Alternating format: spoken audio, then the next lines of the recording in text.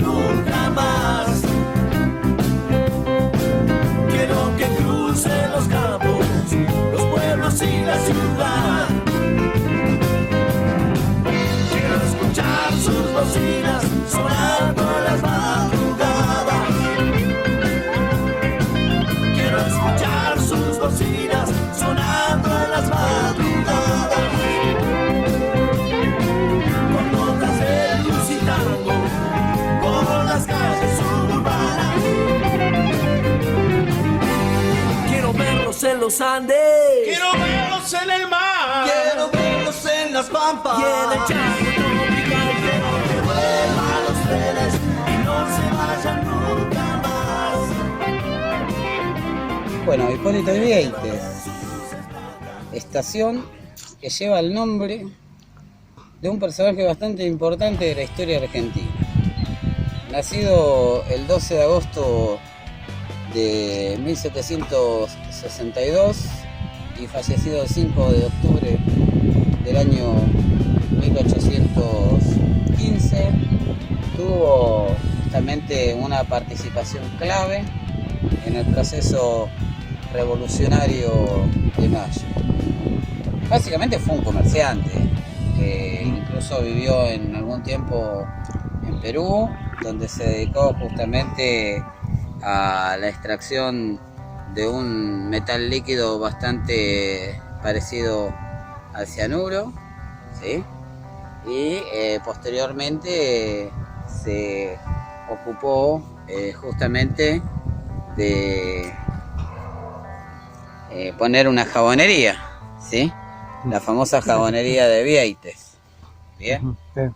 Era un amigo de las tertulias. Recuerden que las tertulias eran aquellas reuniones que se hacían en diversas casas de la mediana y alta sociedad de aquel momento.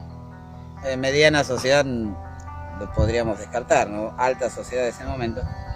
Y se discutía de diversos temas, sobre todo de política, que era algo que justamente a Vieites le fascinaba. Uno de los lugares donde se discutía justamente de política, y es donde se empezó a pergeñar justamente la Revolución de Mayo, fue la famosa jabonería de Vieites. Así que definitivamente este personaje clave de la historia argentina y olvidado, tuvo una participación fundamental que, bueno, mientras mi amigo Beto va filmando diversas partes de la estación, justamente le iremos ¿no? Así que bueno, como primera cuestión de importancia,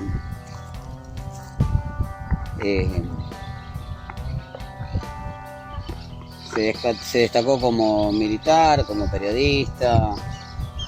Aparte, era un gran letrado, había estudiado filosofía y jurisprudencia, o sea, era abogado en el Real Colegio de San Carlos, a donde iban los chicos ricos, ¿no? Bien. Bueno, como bien dije, vivió 20 años en Perú, ¿sí? Donde se ocupó justamente de desarrollar la extracción del azogue, ¿sí? Que es un metal líquido parecido al mercurio. En 1802 va a fundar el Semanario de Agricultura, Industria y Comercio, que bueno, justamente se va a publicar en Buenos Aires. Bien, y era el segundo periódico de mayor importancia en este momento. Fue secretario de la Asamblea del año 1813. Miren todo lo que hizo en tan poco tiempo, ¿no? Bien. Y lógicamente que dentro de este contexto va a empezar a desarrollar su parte política. Antes de la Revolución de Mayo, va a ser nombrado comisionado de la Junta Provisional Gubernativa, ¿no? Cargo al que va a ser expulsado por no querer fusilar a Santiago de Liniers. Eso es en el año 1809. Pero luego del asesinato, algunos lo llaman fallecimiento, desde Odisea Ferroviaria consideramos que fue un asesinato, el de Mariano Moreno, en 1811, se va a ocupar justamente de reemplazarlo como secretario de la Junta Grande, ¿sí? Así que bueno, desde ese lugar como secretario de la Junta Grande va a desconocer al virrey Elío, que en ese momento estaba en Montevideo, Uruguay, ¿no? Realmente Uruguay. Prohibió el comercio con la costa oriental del Río de la Plata, suspendió la confinación a los españoles, prohibió el comercio con la costa oriental del Río de la Plata y fomentó el alistamiento de jóvenes entre 14 a 45 años. ¿Bien? Fue miembro de la Sociedad Patriótica, que acá nosotros queremos hacer una breve mención porque consideramos que tuvo un cierto error político, porque si bien sabemos que la Sociedad Patriótica fue una especie de masonería local, en su momento estuvo con una tendencia cercana al carlotismo, ¿no? Que se proponía justamente que la infanta Carlota se convirtiese, ¿no?, en la conductora de los destinos del Río de la Plata. ¿Bien? Así que bueno, ahí consideramos que fue un error político que tuvo justamente nuestro querido amigo Vieites, ¿sí? Recordemos que la infanta Carlota Joaquina de Borbón era la hermana del rey Fernando VII. ¿Cuántas veces habrán estudiado en la escuela Fernando VII, no? Rey Fernando VII de España, aclaremos, ¿no? Que lógicamente además era la esposa y la princesa consorte del príncipe regente Juan de Portugal. O sea que estaba todo mezclado ahí entre los portugueses y los españoles. Bueno, otro de los aspectos importantes, participa de la Revolución Morenista del 5 y 6 de abril de 1811. Miren todo lo que viene haciendo en tan poco tiempo, ¿no? Bueno, justamente esta revolución no va a prosperar y Vieites, junto con otros miembros de ese intento de revolución, va a ser condenado al destierro. En ese momento el destierro para nosotros hoy sería muy cercano, pero eran grandes las distancias, ya que todo se tenía que hacer en carreta o a caballo. El destierro lo va a llevar justamente a la villa de Luján. Pero después, justamente con la conformación del primer triunvirato, ¿no?, allá por fines de 1811, se ordena la libertad de los desterrados, entre los cuales estaba nuestro querido amigo Hipólito Vieites. En 1812, nuestro querido amigo Vieites se incorpora al gobierno como miembro de la Cámara de Apelaciones, que va a reemplazar a la Real Audiencia, que les comentamos que justamente en Odisea Ferroviaria hay una estación, capítulo 23, que es justamente Real Audiencia, y hacen honor a esto que estamos mencionando en este momento, ¿sí? Bien, entonces, justamente va a ser miembro de la Real Audiencia, ¿bien? Y como dato muy interesante también es que va a ser miembro, como dije anteriormente, de la Asamblea del año 13, y justamente les quiero contar una anécdota de la Asamblea del año 13. Entre otras tantas decisiones en el plano militar, económico, político, social, nos vamos a encontrar con que la Asamblea del año 13 va a abolir la esclavitud.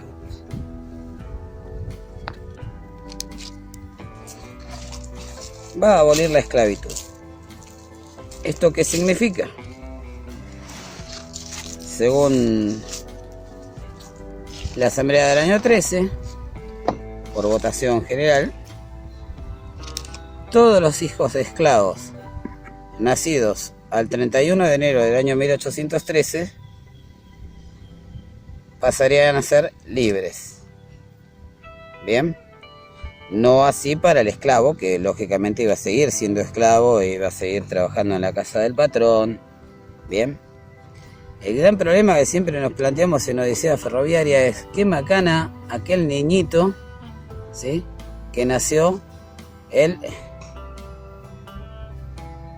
30 de enero o el 31 de enero, ¿no?, a las 23:59, con 59 segundos, ¿no? Definitivamente ese iba a pasar a ser esclavo.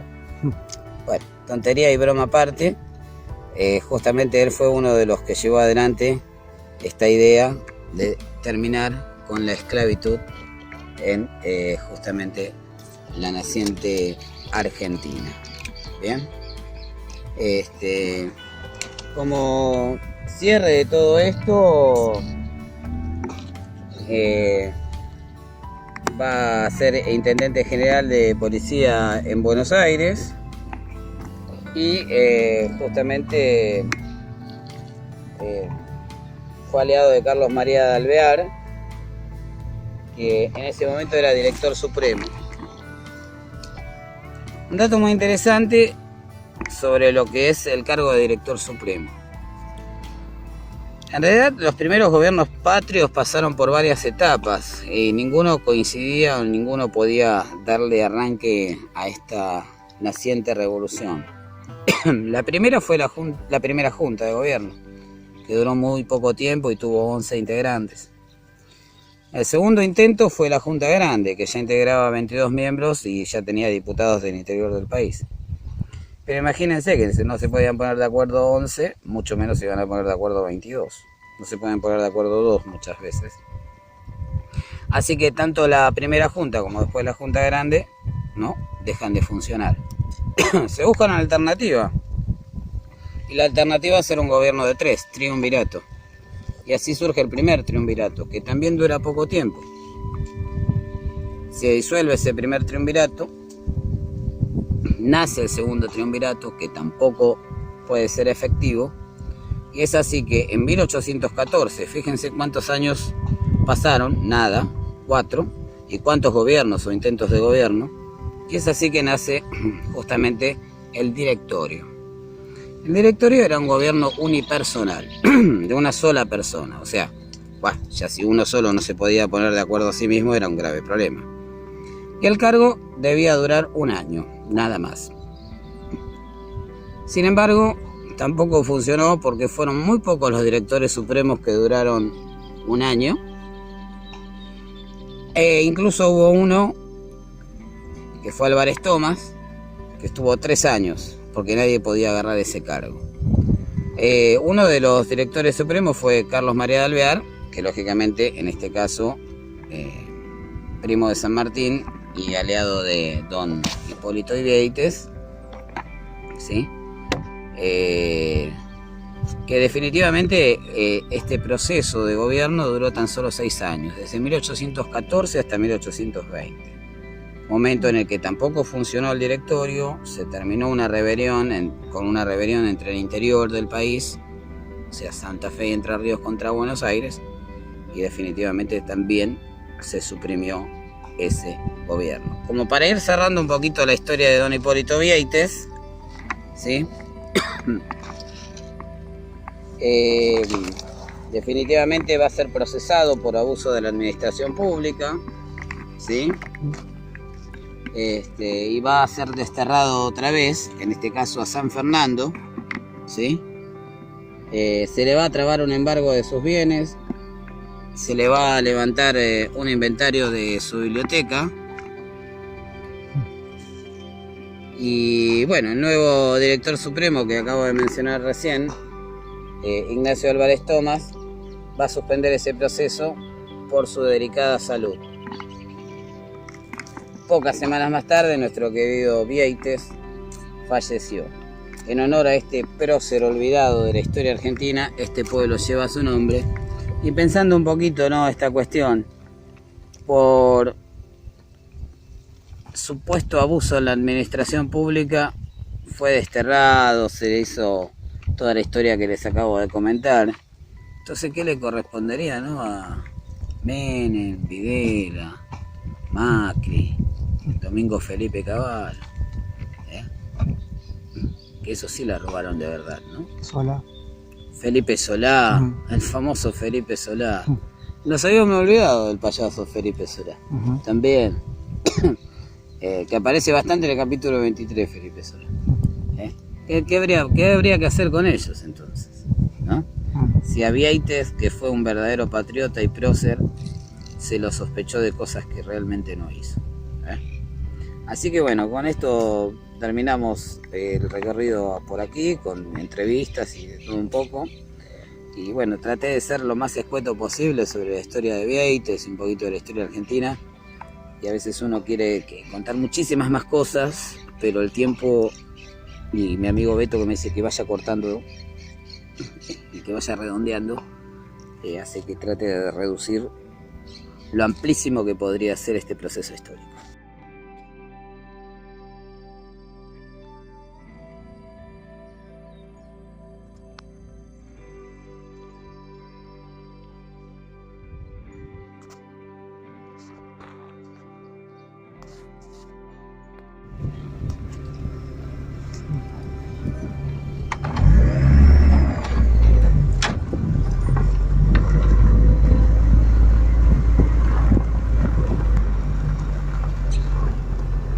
Remates, ferias. Bueno, amigos de Odisea, después de un muy lindo encuentro aquí en Vieites, con muy buena atención, estamos saliendo camino a la próxima estación, que es Álvarez Joven. Definitivamente este ramal hoy, miércoles 30 de abril del 2025, no lo vamos a terminar, vamos a llegar solo hasta las Tahuacas. Esta es la salida de Vieites.